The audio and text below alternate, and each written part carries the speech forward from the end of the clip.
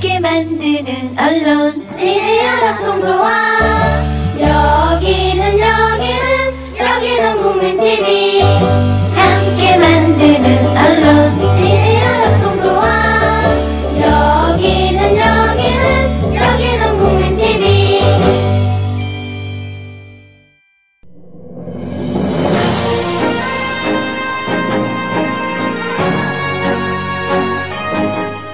정오 종합뉴스.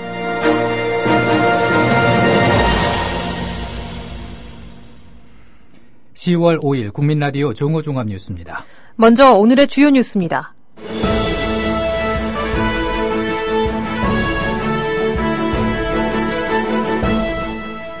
문재인 새정치민주연합 대표는 정부와 여당을 겨냥해 쉬운 해고가 홍익인간이라니 속아 웃을 일이라고 비판했습니다. 이순진 합창의장 후보자는 오늘 5.16에 대한 합창의장 후보자로서의 정치적 견해를 물은 데 대해 역사적 판단에 맡기겠다고 밝혔습니다. 국민연금이 용산 개발에 1250억 원을 날린 것으로 알려졌습니다. 풀무원 사태가 한 달째로 접어든 가운데 해결의 기미가 보이지 않고 있습니다. 국민라디오 정오 종합뉴스 잠시 후 시작합니다.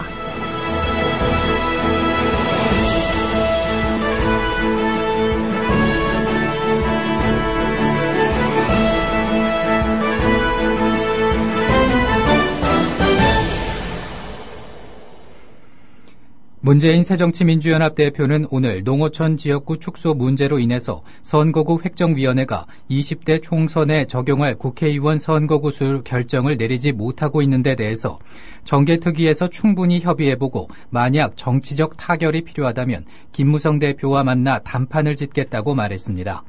문 대표는 특히 보관에 대해서 인구 편차 2대1을 유지하라는 건 헌법재판소 결정이기에 그건 반드시 따라야 한다고 생각한다면서 인구 편차를 맞추면서도 농어촌 대표성 약화를 최대한 막는 방안이 있다고 공언했습니다. 새누리당의 공천룰 특별기구 구성이 무산됐습니다. 황진아 당 사무총장이 위원장을 맡는 공천룰 특별기구 구성안에 대해 새누리당 지도부가 추후 다시 논의하기로 결정했습니다. 원유철 원내대표는 이날 당 최고위원회 직후 특별기구 구성과 관련해선 추후 논의하기로 결정했다고 밝혔습니다. 오늘 회의에선 황 사무총장을 위원장으로 하는 것과 위원 구성 방향을 두고 접점을 찾지 못한 것으로 알려졌습니다. 이순진 합참의장 후보자는 오늘 5.16에 대한 합참의장 후보자로서의 정치적 견해를 물은 데 대해서 역사적 판단에 맡기겠다고 밝혔습니다. 이순진 합참의장 후보자는 오늘 오전 열린 인사청문회에서 합참의장이 될 사람으로서 5.16 군사정변에 대한 명확한 입장을 밝히라는 문재인 새정치민주연합 대표의 요구에 개인적으로 다양한 평가가 있을 수 있겠으나 개인적으로 거기에 대한 견해를 밝히는 것은 적절치 않다면서 이같이 말했습니다. 이 후보자는 2001년 충남대 행정대학원 석사 논문에서 5.16을 군사혁명이라고 언급한 것으로 최근 알려지면서 논란이 일었습니다. 여야 원내대표는 오늘 회동에서 지역구와 비례대표 의석 비율을 조율할 것으로 전해졌습니다. 새누리당은 농어촌 지역구 감축을 최소화하기 위해 비례대표를 줄이자고 주장하는 반면 새정치연합은 비례대표를 최소한 현행 유지해야 한다고 맞서 진통이 예상됩니다. 또한 여야 원내대표는 농어촌 지역구 감소에 따른 지역 대표성 축소 문제를 보완하는 방안에 대해서도 논의할 예정입니다. 문재인 새정치민주연합 대표는 홍익인간을 빌려 노동개혁 등 4대 구조개혁을 주장한 정부와 여당을 겨냥해서 쉬운 해고가 홍익인간이라니 속아 웃을 일이라고 비판했습니다. 문 대표는 어제 자신의 트위터를 통해서 홍익인간을 굳이 말한다면 사람이 하늘이다 또는 사람이 희망이다 또는 사람이 먼저다일 것이라며 이처럼 밝혔습니다. 이는 개천절인 어제 홍익인간을 빌어 노동개혁 등 4대 구조개혁에 나서겠다는 황교안 국무총리의 경축사와 새누리당의 논평을 비판한 것으로 보입니다. 포스코그룹 비리에 연루됐다는 의혹을 받고 있는 이명박 전 대통령의 친형 이상득 전 새누리당 의원이 오늘 오전 검찰에 출석했습니다. 이 전 의원은 정준양 전 포스코 회장 재임 시절 자신의 측근이 운영하는 포스코 협력업체가 일감을 대거 수주하도록 힘을 써주고 업체 수익 일부를 지역구 활동 비용 등 명목으로 거둬들였다는 의혹을 받고 있습니다. 이 전 의원은 협력업체 일감 몰아주기에 개입했느냐는 취재진의 질문에 내가 여기 왜 와야 하는지 명확한 이유를 모르고 왔다고 답했습니다. 국민연금이 지난 2007년 말 부동산 펀드를 통해서 용산국제업무지구 개발 사업에 1,250억 원을 투자했지만 사업이 중단돼 원금 회수가 불투명하고 현재 진행 중인 소송도 승소를 장담하기 어려운 것으로 나타났습니다. 용산국제업무지구 사업은 출범 6년 만에 무산되면서 결국 민간 출자사 간 책임 공방과 수조 원에 이르는 소송만 남은 상황입니다. 새누리당 이종진 의원은 당시 이 같은 위험을 무릅쓰고 투자를 강행한 이유가 무엇인지 상세히 설명해야 한다고 지적했습니다. 검찰이 추징팀을 구성해 한명숙 전 국무총리에 대한 본격적인 추징금 환수 작업에 착수했습니다. 서울중앙지검은 지난 9월 초 추징금을 집행하는 공판부 산하에 한명숙 추징금 환수팀을 꾸려 추징금 환수 작업을 추진하고 있다고 오늘 밝혔습니다. 한 전 총리는 지난 8월 대법원에서 징역 2년과 추징금 8억 8천만 원을 확정받았습니다. 특정인의 이름을 딴 추징팀이 만들어진 것은 2014년 5월 전두환 추징금 전단팀 이후 두 번째입니다. 국회 기획재정위원회 소속 야당 의원들이 오늘 국감에서 안홍철 한국투자공사 사장의 사퇴를 강하게 요구했습니다. 새정치연합 김영록 의원은 안 사장은 9,700여 건의 악성 댓글을 달고 출세지상주의적 사고로 국가에 누를 끼칠 수밖에 없다면서 기재부 장관은 진심으로 해임할 뜻이 있다면 대통령께 정식 건의를 했어야 했다고 주장했습니다. 안 사장은 2012년 박근혜 대통령 대선 캠프에서 활동할 당시 SNS에 고 노무현 전 대통령과 문재인 새정치민주연합 대표를 비방하는 글을 여러 차례 올린 사실이 드러났습니다. 우리나라 국민 총소득 대비 기업소득 비중이 OECD 회원국 가운데 가장 높은 것으로 나타났습니다.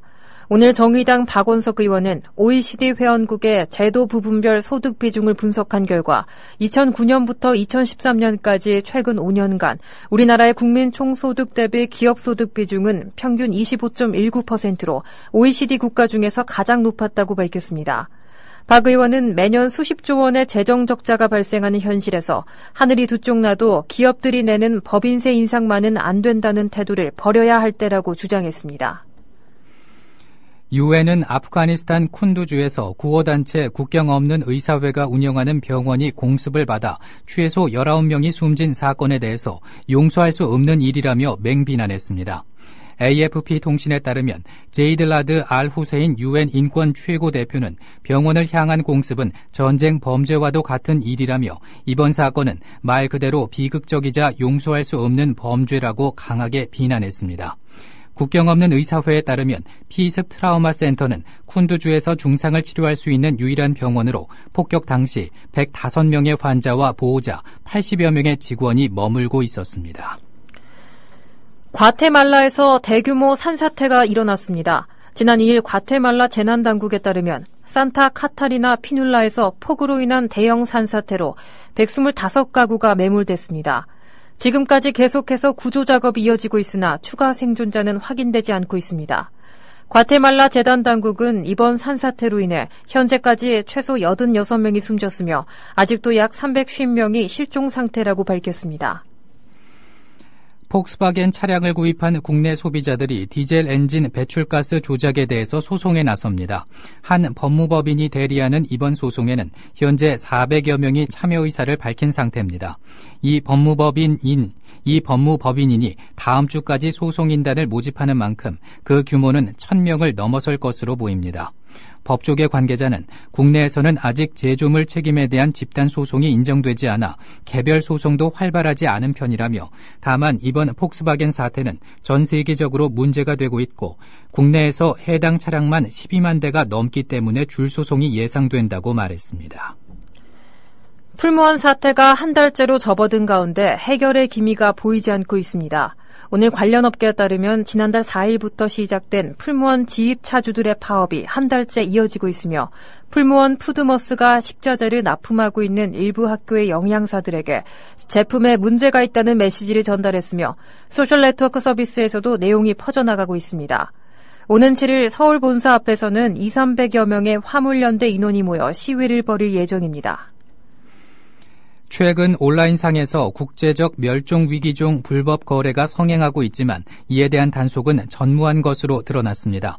오늘 장하나 새정치민주연합 의원이 환경부로부터 제출받은 환경부 지방청 국제적 멸종위기종 업무 현황에 따르면 전국 7개 지방환경청이 지난 3년간 국제적 멸종 업무 현황종의 불법 행위 적발 건수는 단 42건에 불과했습니다. 적발 사유도 행정 절차상 신고 미이행 등이 대부분으로 불법 매매에 대한 적발 건수는 0건으로 나타났습니다. 토종 1호 SNS 싸이월드가 서비스를 중단하기로 한 방명록, 일촌평, 쪽지함 등 일부 서비스에 대한 데이터 백업 기간을 오늘부터 10일까지 연장 운영합니다. 싸이월드는 오늘 홈페이지를 통해 지난달 30일 급작스러운 방문자 폭주로 인해 백업받지 못한 분들을 위해 백업 기간을 연장 운영하기로 했다고 밝혔습니다. 이용자들은 백업 센터를 이용해 HTML 파일 형식으로 해당 서비스의 데이터를 저장할 수 있었습니다. 그러나 백업 기간 마지막 날인 지난달 30일에 이용자가 몰리면서 서버가 폭주했습니다. 내일부터 소유 농지가 3헥타르를 초과하는 65세 노인도 농지연금에 가입할 수 있게 됩니다. 이로써 3만 호 고인 노령에게 농지연금 가입 기회가 주어지며 농지연금 가입 건수는 5천 건을 넘어설 전망입니다. 오늘 농림축산식품부에 따르면 그동안 농지연금은 소유 농지가 3헥타르를 초과하는 경우 가입할 수 없도록 상한선을 뒀습니다. 하지만 지역별 농지 가격 편차가 커 농지 면적 기준으로 가입을 제한하는 것은 지가가 높은 지역 농업인과의 형평성 문제가 있다는 지적이 제기돼 왔습니다. 날씨입니다. 오늘은 전국이 대체로 맑겠습니다. 남부지방은 아침까지 구름이 많이 끼는 곳이 있겠습니다. 낮 최고 기온은 21도에서 26도로 어제와 비슷하거나 조금 높겠습니다. 당분간 내륙을 중심으로 낮과 밤의 기온차가 10도 이상으로 크겠으니 건강관리에 특별히 유의하셔야겠습니다. 바다의 물결 전 해상에서 0.5에서 2.5m로 일겠습니다. 국민라디오 정오 종합뉴스를 마칩니다. 제작 이정일, 진행의 정승조, 신지혜였습니다. 미디어 협동조합원 여러분, 조합비 납입하고 계신가요? 조합원의 기본 의무는 1인당 월 1회 11,000원 이상의 조합비를 납입하는 것입니다. 조합비로 국민TV의 모든 콘텐츠를 만들고 그렇게 해서 세상을 바꾸는 힘을 하나하나 축적해갑니다. 미디어 협동조합 홈페이지 국민.tv 또는 서울 전화 3144-7737로 신청하실 수 있습니다.